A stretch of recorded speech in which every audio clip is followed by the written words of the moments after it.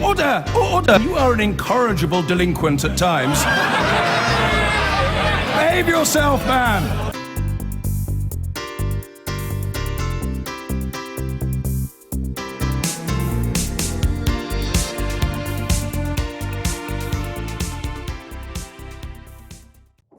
Not a great day to be a Prime Minister, perhaps anywhere. Iceland's Premier has been forced to step down after leaks from the Panama Papers about his wife's offshore company and its links to collapsed banks. And here, David Cameron pressed into denying that he, his wife or children were benefiting from any offshore funds. The Labour leader, Jeremy Corbyn, ramped up the pressure on the Prime Minister, demanding an independent inquiry into the tax affairs of all those implicated, including the Cameron family. Our political correspondent, Michael Crick, has this. The Panama Papers, 11 million or so documents leaked from the law firm Mossack Fonseca, suggest thousands of cases of tax dodging and what could be money laundering. Some cases involving some of the world's most powerful leaders.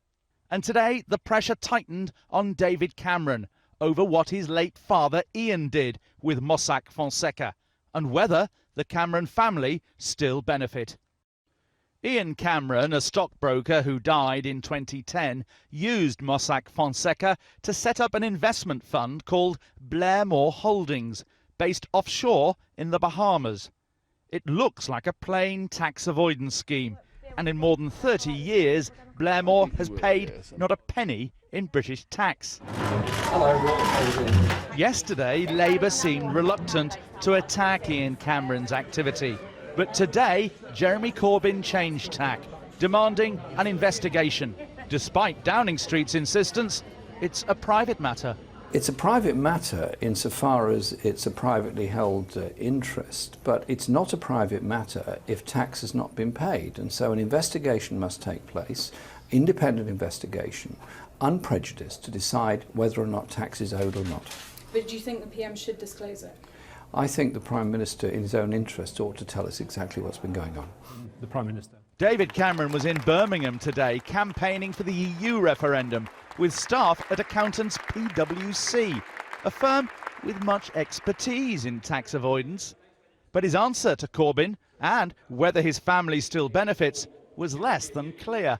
In terms of my own financial affairs, I own no shares. I have a salary as Prime Minister. And I have some savings, which I get some interest from, and I have a house which we used to live in, which we now let out while we're living in Downing Street. And that's all I have. I have no shares, no offshore trusts, no offshore funds, nothing like that. And so that, I think, is a very clear description. Not entirely. And later, Downing Street clarified that the PM, his wife and children don't benefit from any offshore funds.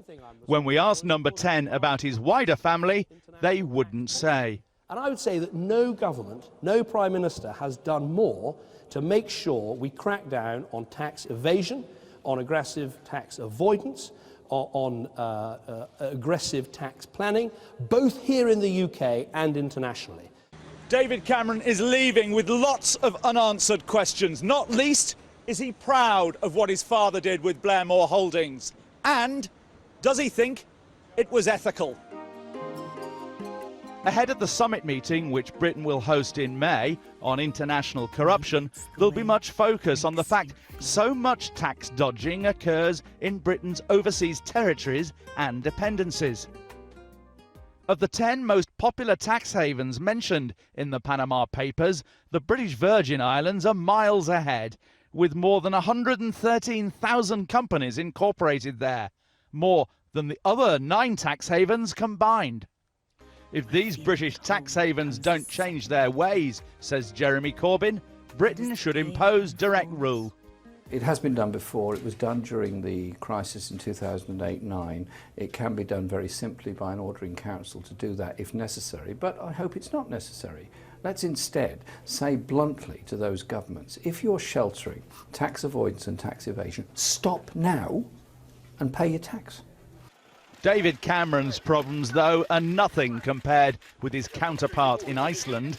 Today, Prime Minister Sigmundur Gunnlaugsson resigned after big protests over his family's tax affairs. And the fact his wife's investments crop up In the Mossack Fonseca leaks, the Panama Papers look set to cause havoc around the globe. And we're hoping to talk to an Iceland MP in just a few minutes. Well, let's return now to the fallout from the Panama Papers. And in the last few minutes, Iceland's opposition parties say they still want a snap election, even though the Prime Minister has resigned. From Reykjavik, we're joined by the Pirate Party MP, Asta Helgadottir. And just to warn you, there is a very noisy protest taking place right behind her. Asta, I hope you can hear me OK. You have got what you wanted in that the Prime Minister has resigned. So why do you still want a snap election?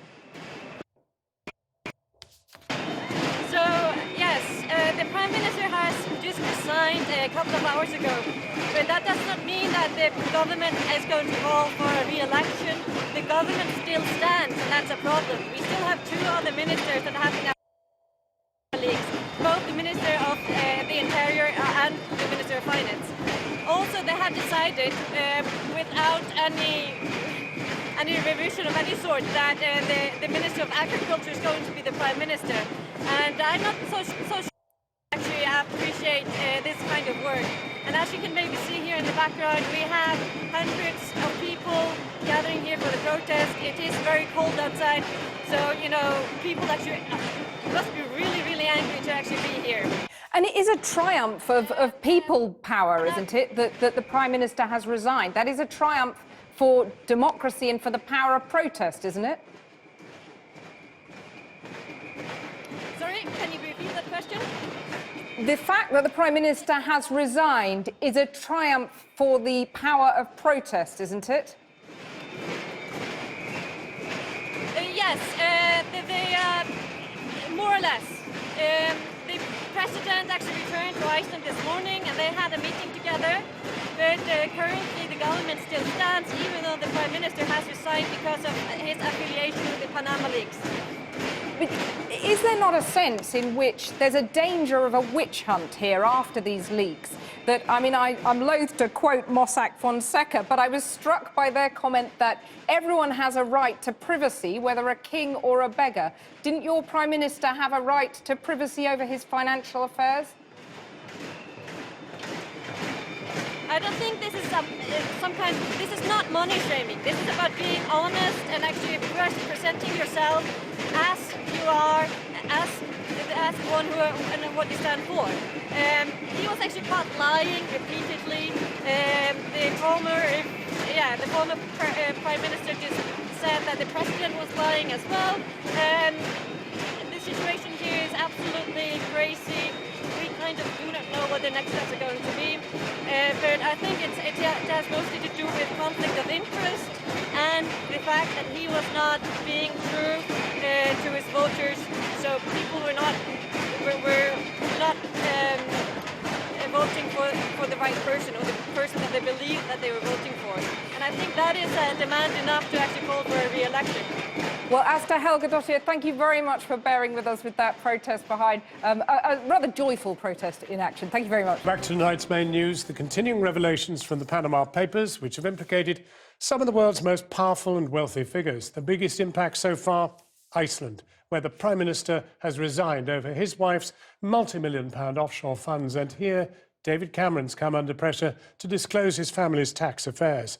Our political correspondent, Michael Crick, joins us now from Westminster. Michael, has David Cameron managed to put this one to bed? Well, I suspect in terms of his own personal position, he just about said enough today to put the issue away, although we still don't know what he thinks about what his father did, whether he thinks it was wrong or unethical. He hasn't yet said. But the wider issue, of course, of tax avoidance and evasion is unlikely to go away ever, really. And in particular, the whole problem of Britain's dependencies and overseas territories, a problem which has bedeviled Conservative and Labour governments for years. One further thought. 4 years ago, David Cameron said he would be quite happy to publish his tax returns. Well, 4 years later, he still hasn't done so. Maybe the time has come. Michael Crick, thank you very much for joining us. Kathy. Thanks, John. Well, of course, there's a crunch at the other end for the workers facing the loss of their jobs and livelihoods amid the uncertain future for British steel. Two stories dominating tonight's news, which both reveal the stresses of modern capitalism, which still seems to have one rule for the very rich and another for everyone else. With me now, Conservative MP Chris Philp, a member of the Treasury Select Committee, and Faiza Shaheen, who's director at the Left of Centre think tank Centre for Labour and Social Studies. Faiza, first, do you think the Panama Papers will change the behaviour of the elites? I hope so, and I really hope that this makes people feel uneasy and makes them feel like they can't get away with it. What we see in the news today and what we see in the news every day is symbolic of an economy that is for the 1%, essentially, and it's in a political system that is rigged. One rules for some and another for the poor. Well, what's exposed in the Panama Papers suggests that the elite has behaved so immorally with the freedoms they've had that perhaps capitalism is busted. Well, I wouldn't accept that. I mean, clearly there is a big problem, and the global elite, as you say, President Putin's cronies and so on and so forth, have been rigging the system in their own favour, and I'm delighted this information has come to light. I hope it will deter other people from doing the same thing, and we definitely need more transparency and disclosure so we can see exactly what these people are up to. Well, I'll come back to that on David Cameron in a minute, but let me just put this broader point to Faiza here. I mean, when you look at the way the elite has squirreled away their money in tax havens while ordinary workers struggle with spending cuts, benefit cuts, and then you look at the forces of globalisation buffeting the steel workers in Port Talbot, that exposes the gulf, doesn't it, between the people and the powerful? Yeah, it does expose that gulf, and it does something much deeper. It reminds us that the economy is just not working for the majority here, and that we've had many years now of sticking plaster type policies. We haven't taken that step back and looked at what the structural causes are underneath this. We haven't done something to balance the powers, the voices between the rich and everyone else. We haven't done enough to tackle the financialization and regulation in the banking sector. We haven't done enough to make sure that public spending cuts don't fall on the poorest. And yet something rather extraordinary has happened in the last few days, because the combination of the leaks and the protests in Iceland have seen a Prime Minister topple. And we've got investigations in Australia, New Zealand, criminal investigations. The people have wielded power, haven't they? Yeah, and these Panama Papers give real foundation to some change, but we have to make sure that this doesn't blow over. We have to make sure that because this is happening to the elite, that they're not able to talk themselves out of it. We have to take action. And that's the problem with David Cameron. You know, we've seen the Icelandic Prime Minister, but David Cameron hasn't kept his promises on tax havens, and worse, his late father has now been named in these Panama Papers. Well, I think the government has kept its promises on tax avoidance. It introduced 42 measures in the last Parliament to combat corporate tax evasion, raising £100 billion over the Parliament. Let me pick up the points Faiza made about equality. In the last 6 years, inequality in the UK has actually reduced, according to the IFS. The top 1% of income taxpayers in the UK pay 28% of all tax. Hang on, let me finish. There's more. Can I just let her respond last week, to that? we got a 10% increase in the minimum wage. Time is short. Let her respond to that. Two things. On inequality, when you look at measures where we see the 1%, actually inequality isn't getting better. There's different measures of inequality. And the type of inequality we have now, which is particularly problematic, it's an elite type of inequality. It's that 1%. And they are getting richer and richer. And we see that in asset inflation. We see that in the rich list every year. Tax havens. There is so much more the government could do. These 42 measures are tiny compared to what could happen. Well, I agree there is more that can be done. We've done a huge amount already, more than the last Labour government did. We do need to do more. The IFS says inequality is reducing, and I think simply pointing at rich people and say we don't like very rich people needs... It doesn't. No, it says it's going to increase. It said it has, it has decreased, okay? It's saying it's going to increase. Well, that's speculation. That's speculation. As a matter of fact, it has decreased. But look, I want to pick you up on the promises, because David Cameron promised 3 years ago to make tax havens list who owns the companies in their jurisdiction. He hasn't done that. You said he's kept his promise on tax havens. He hasn't. Well, I think on that point we do need more transparency. I think we do need to get proper lists of who owns different companies in these tax havens. I'm pleased about this disclosure, actually. I think we need to do more via the OECD, via the BEPS process, via the British Overseas Territories, to make sure this kind of disclosure just happens as a matter of routine, not just as a matter of leak. Now, up till now, Cameron has had great rhetoric on doing something about tax havens. The truth is, he's been cajoling them, saying things nicely to them. He needs to take real action and tell them they need to have these registries of beneficial ownership. We can't just rely on leaks to find out the truth. It's just not right, and he really needs to take decisive action. Well, I agree with that, but he has also made it now a criminal offence to hide assets offshore. There's the general anti-avoidance and abuse regulations. You've got the diverted profits tax. This government has done more. I agree more needs to be done. I agree more needs to be done. But this government has done more than any other to clamp down in this area. Well, Chris Philp, And Faiza Shaheen, thank you very much for joining me. Thank you. Thank you. I've been getting away with it.